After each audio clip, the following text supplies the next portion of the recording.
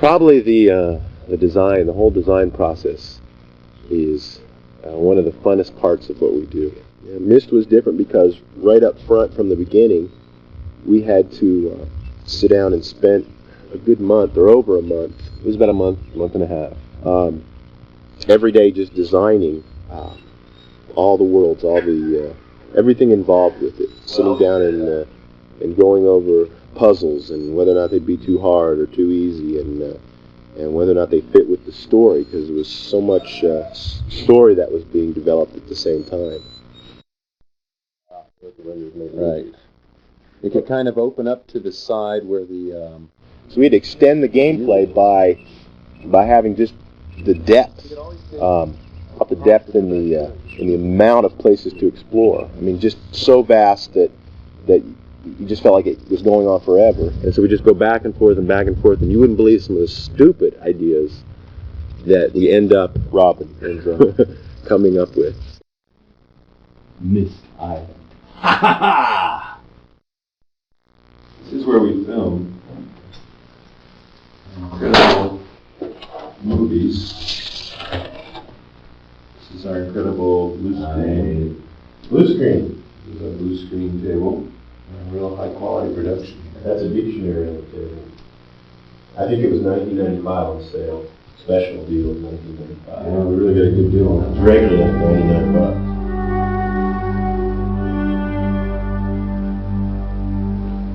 Rand and I have always been very much into the detail of things, the richness of things, and so when we did Myst, we wanted it to be a very rich environment and a very detailed environment. And graphically, that meant a lot of work. We are using a computer, in essence, to build sets. The stuff that we're doing for Myst basically has to be fully realized in order to move a sort of a virtual camera around this kind of virtual set. You take a camera and you place it in various positions in order to move, say, from one room to another or down a hallway. It's just a sequence of camera shots that are taken in a computer that end up looking photographic and end up allowing the player to really believe that they're sitting in this world. For example, if we're building a room, we tell the computer, okay, a wall goes in this place, and another wall goes here, and the floor goes here, a desk goes over here, and the desk has this wood surface, and it has these little gold handles in the front, and it has a carving in the front of the wood, or inlaid wood at this part. We would build an incredible amount of detail into our models. It was a time-consuming process. It meant that we would include everything up to the tiniest little screw or nail.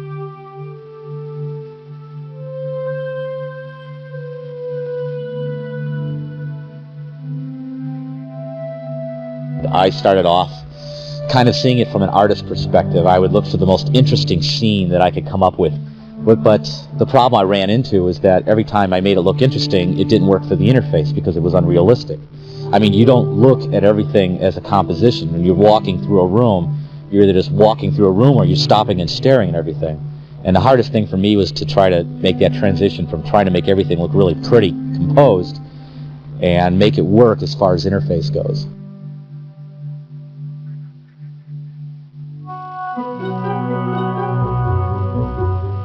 When we first started out, we had really no idea how we were going to be able to create these landscapes, especially how we were going to be able to create terrains where we specified what we wanted the terrain to be shaped like. We came up with a way to create a terrain by basically painting the terrain in grayscale, a large picture of the terrain in grayscale. The light areas of that grayscale image would represent the areas of the terrain that would lift up very high. It would be very high, like a mountain or a hill, for example. We would bring that grayscale image then, simply bring it into Stratavision and extrude it in Stratavision, and voila, there we had our incredible terrains. we needed to put some sort of texture on those to really bring them to life. All we had to do was just look at our terrain, decide which areas would have grass, which areas would be covered with rock, and paint that. We'd ended up with a nice little color map that we could then wrap to our terrain. Once we had our terrains done, we could then do things like add trees, add hundreds of trees to a terrain, basically build a forest. We knew at that point, yeah, we can do this. We can do the whole thing as a 3D rendered island. Then I was sitting down watching Little Mermaid with my kids, and they had some kind of blowfish or a pufferfish or something in there. And I said, you know, it's kind of interesting shape. And didn't really think much about it, but when I sat down at the computer again, suddenly started modeling and just playing around in macro model, and boom, there it popped. There was a ship.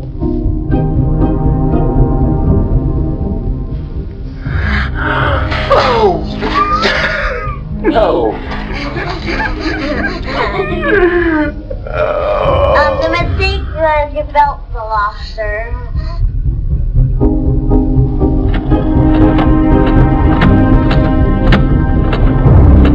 In order to figure out what sound, I'd have to wait until they actually finished the art, put it in context, and then I could say, ah, that's the kind.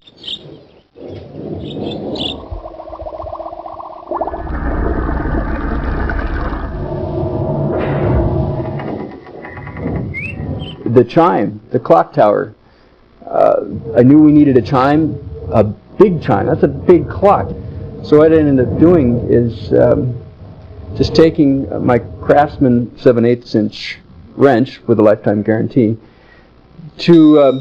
I just whapped it, and it had such a reverberant sound. Of course, it was too high. I just dropped the sound lower and lower and lower till you had this big, nice bell sound from a wrench.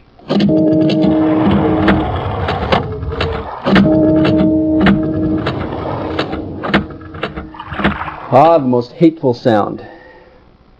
Had to be the bubbles. What you hear are actually bubbles in a toilet. Tried big tubes, little tubes, sticking it way down there, you know, in the part where the trap goes down, and finally got it, but that was the biggest pain. Oh, Cirrus, Achenaw.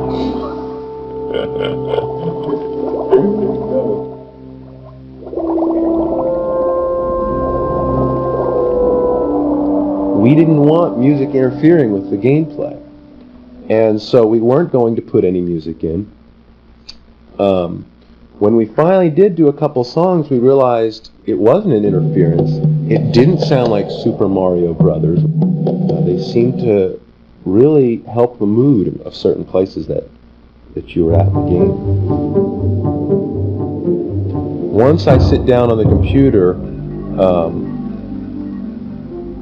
with a song in my mind, I can get it out fairly quickly. So I think the songs went pretty quick.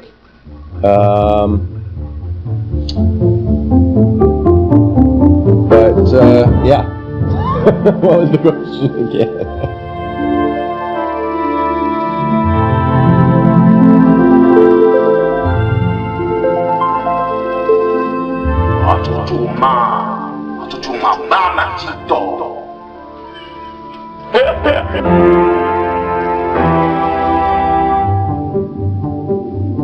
The biggest problem during the whole development was the CD-ROM speed. First thing we did was crop the images down to 8-bit using adaptive palettes for each age.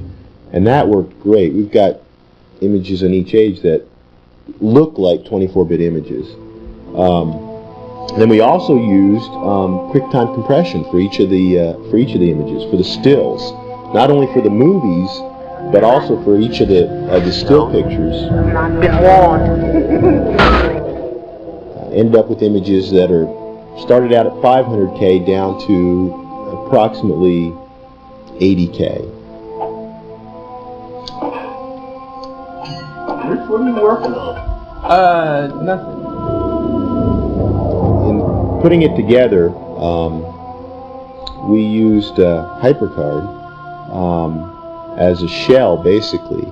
And then John Miller from Simplex, we worked closely with him on the Color X commands to take out anything that wasn't necessary for getting the color to the screen as fast as possible. Cheat.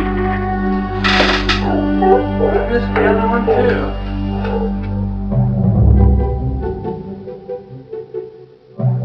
Probably one of the most helpful things we did is we went through some focus group testing. That was an incredible way to get some really amazing input.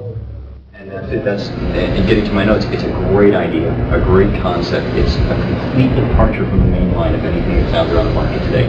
Right there, this is not any game, any paradigm, anything you've ever seen before.